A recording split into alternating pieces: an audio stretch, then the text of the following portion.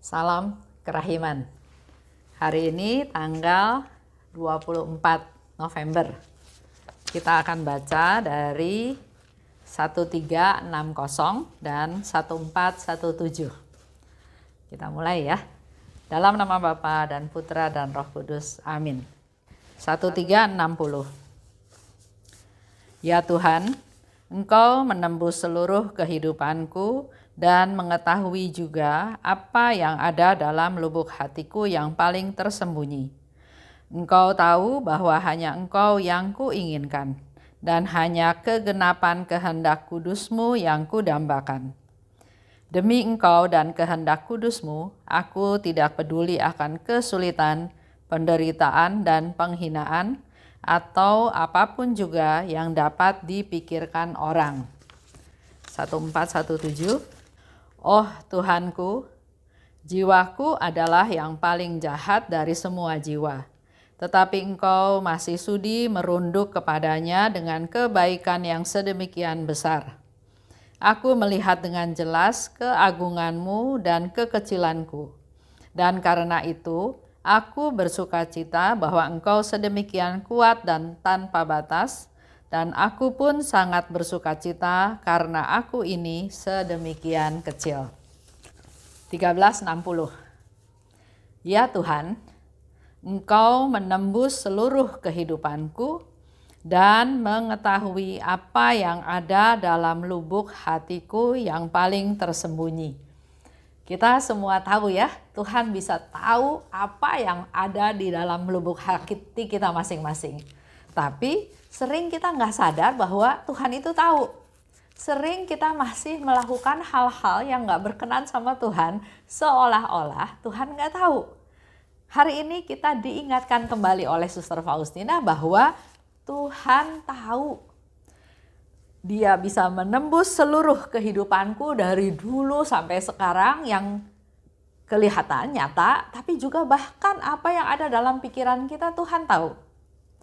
Mengetahui apa yang ada dalam lubuk hatiku yang paling tersembunyi. Dan di sini Faustina katakan lebih meyakinkan lagi diri sendiri bahwa hanya Engkau, Tuhan, yang kuinginkan.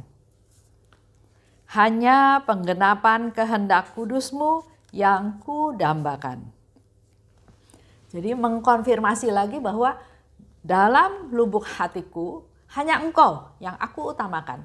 Hanya menggenapi, melaksanakan kehendak kudus-Mu. Itu yang menjadi isi dari seluruh lubuk hatinya. Sama ya, seperti kita juga, Tuhan saya ingin menjadi orang baik. Tuhan saya ingin berbuat baik. Itu yang dikatakan keinginannya. Tapi Tuhan sebetulnya tahu apa yang paling dalam yang ada dalam lubuk hati kita. Tuhan, saya mau berbuat baik, tapi enggak sama si A yang bikin susah saya. Tuhan, saya mau berbuat baik, mau melaksanakan firman-Mu. Di lubuk hati yang paling dalam, bukan mau berbuat baik, tapi mau pamer bahwa saya berbuat baik. Nah, hal-hal seperti itu sering kita enggak sadari. Padahal di sini dikatakan Tuhan tahu. Dan Suster Faustina mengkonfirmasi, begitu pula dengan kita semua. Ayo kita juga belajar mengkonfirmasi. Tuhan, yang menjadi targetku adalah hanya Engkau. Yang jadi fokusku hanya Engkau. Dan menggenapi kehendak kudus-Mu. Itu yang kudambakan. Nah, ada contoh ya. Ada seorang bapak bertanya pada saya. Dia tahu harus berbuat baik, harus sabar, tapi dia bilang dia selalu gagal karena ternyata lingkungannya enggak menunjang dia untuk dia bisa melakukan hal tersebut. Mungkin ada emosi ya, mungkin ada kekesalan ya. Nah, ada satu bapak juga dan memang usaha itu enggak bisa dilakukan oleh orang lain, harus dari niat sendiri. Seperti tadi Suster Faustina bilang, hanya Engkau yang kuinginkan. Jadi dalam pikiran, dalam perkataan, dalam tindakan, fokusnya adalah hanya Tuhan yang diinginkan oleh Suster Faustina. Begitu pula dengan si bapak tadi.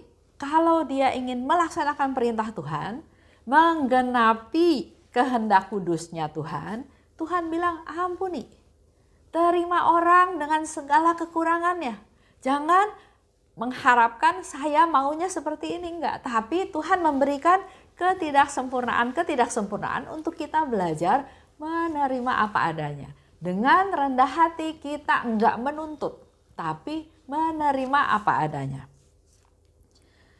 Demi Engkau dan kehendak kudus-Mu, aku tidak peduli. Ya, jadi karena targetnya Suster Faustina adalah demi Tuhan, untuk Tuhan, dan supaya kehendak kudusnya digenapi, maka dia nggak peduli dengan segala macam hal. Di sini dia katakan nggak peduli pada kesulitan, nggak peduli pada penderitaan, nggak peduli pada penghinaan, juga apapun yang dipikirkan orang dia nggak peduli. Nah, mungkin ini juga bisa menjadi masukan buat seorang bapak ya tadi, bahwa kalau targetnya adalah Tuhan yang terutama dan berusaha melaksanakan perintah Tuhan, maka bila bapak mengalami kesulitan,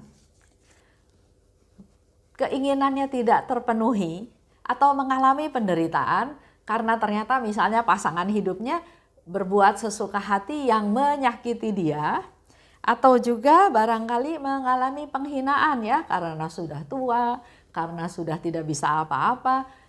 Terima apapun yang dialami, menerima karena targetnya bukan memanjakan diri saya, bukan kenyamanan untuk saya, tapi targetnya adalah untuk penggenapan rencananya Tuhan.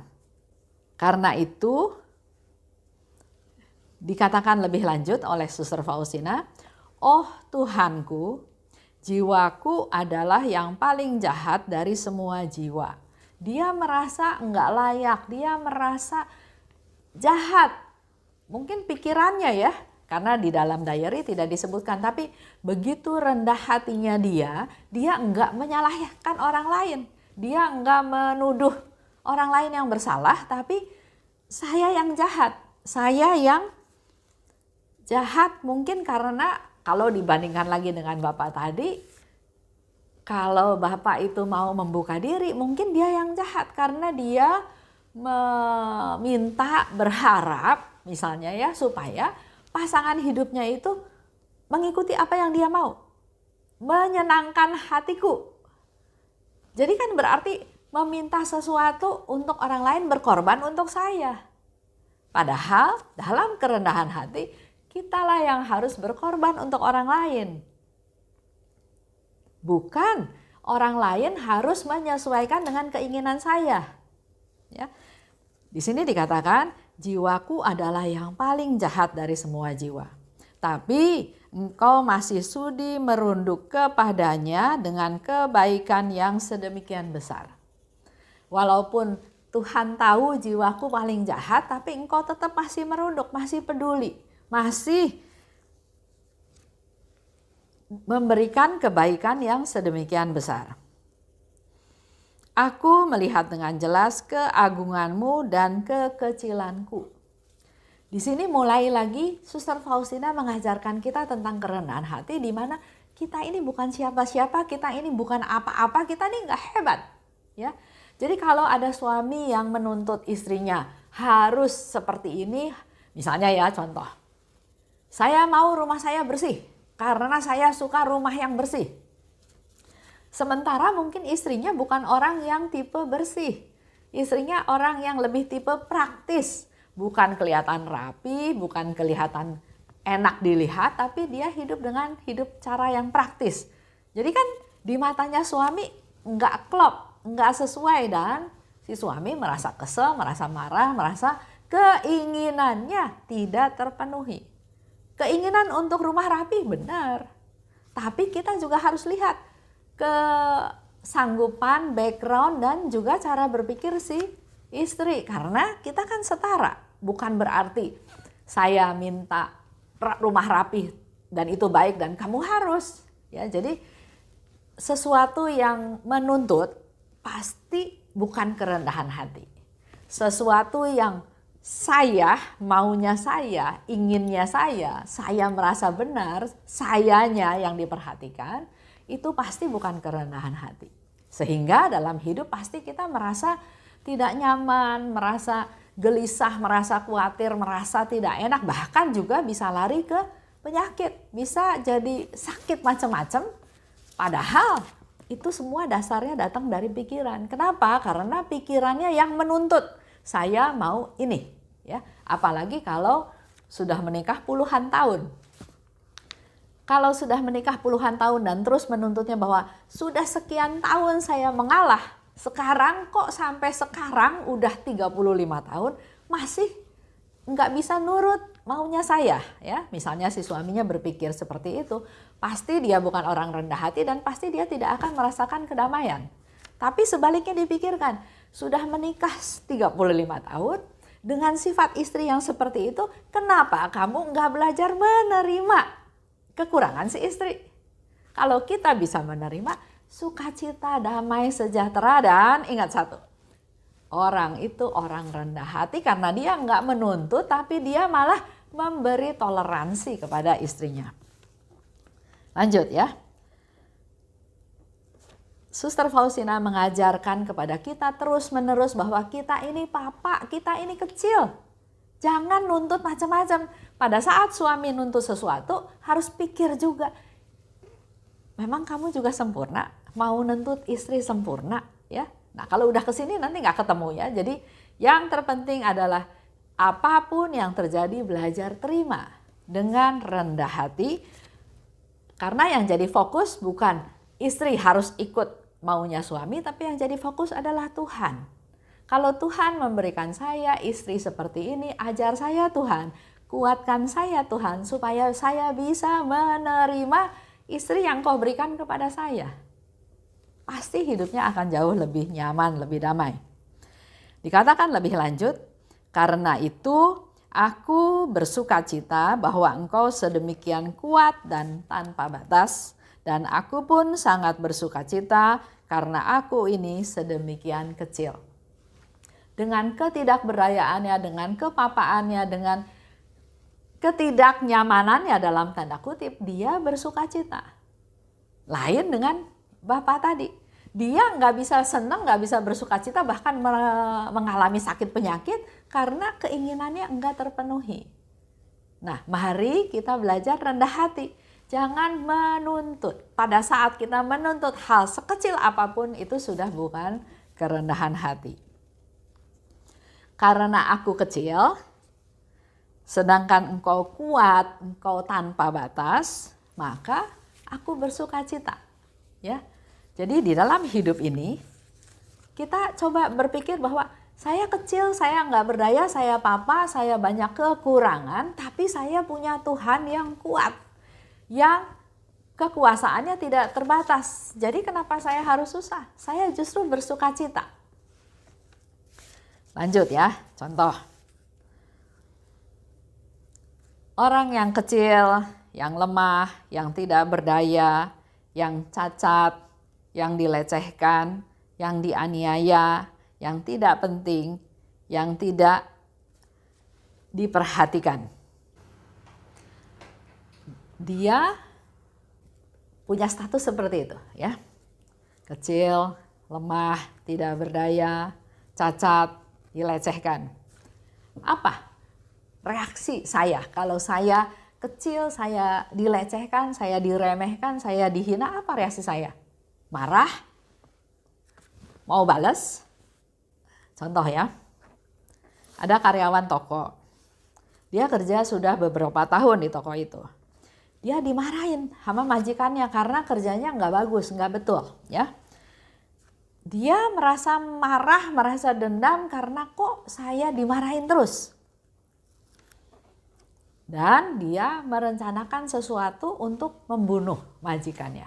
Itu terjadi ya, ada kejadiannya dalam beberapa waktu yang lalu, saya dengar di TV seperti itu. Dia nggak bisa menerima bahwa dia melakukan satu kesalahan. Oleh sebab itu dia ditegur.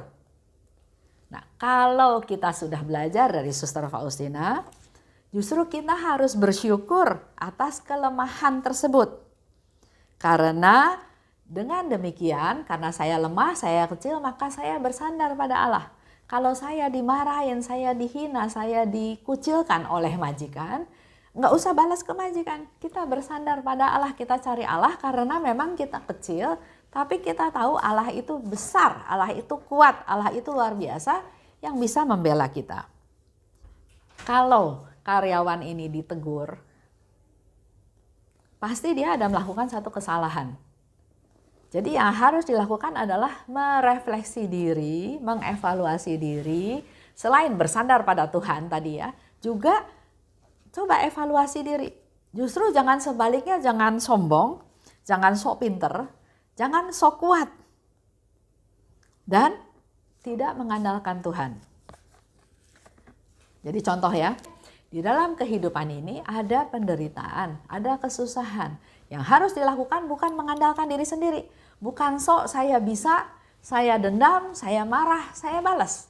Tapi yang harusnya dilakukan adalah mengevaluasi diri, mengandalkan Tuhan di dalam setiap penderitaan, setiap kesusahan.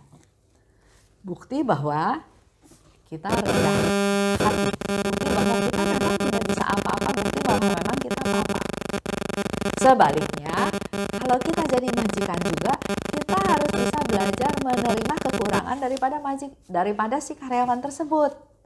Bukan memaksakan kehendak, saya sudah bayar kamu, makanya kamu harus bisa ini, enggak. Karena kemampuan setiap orang itu terbatas. Ada yang nggak bisa menjadi bisa belajar, tapi ada yang sudah belajar pun tetap dia nggak bisa. Nah, di dalam hal ini juga Tuhan membiarkan hal itu terjadi untuk kita belajar rendah hati. Belajar menerima apa adanya dengan segala kekurangan yang ada. Sehingga di dalam diary tertentu juga disebutkan bahwa kesulitan-kesulitan itu dibiarkan terjadi untuk menjadi proses kita menjadi kudus. Karena kalau semuanya nyaman, semuanya sesuai dengan apa yang kita mau, kita nggak belajar apa-apa. Baik, saya tutup ya. Dalam nama Bapa dan Putra dan Roh Kudus, amin. Allah Bapa yang maha baik, terima kasih atas segala rahmat dan kasih karunia-Mu. Hari ini kami juga kembali belajar daripada-Mu Tuhan melalui Suster Faustina untuk dalam kehidupan ini fokus kepada hal yang paling penting. Jangan diganggu, jangan terganggu untuk hal-hal yang tidak penting. Seperti Suster Faustina yang menjadi fokusnya adalah Tuhan dan menggenapi setiap perintahnya. Mampukan kami juga Tuhan untuk dapat meneladan Suster Faustina dan melalui segala peristiwa yang kami hadapi, kami juga mau belajar untuk semakin rendah hati. Terima kasih Bapa, dalam nama Putra-Mu kami berdoa dan bersyukur. Amin. Dalam nama Bapa dan Putra dan Roh Kudus, amin. Salam kerahiman.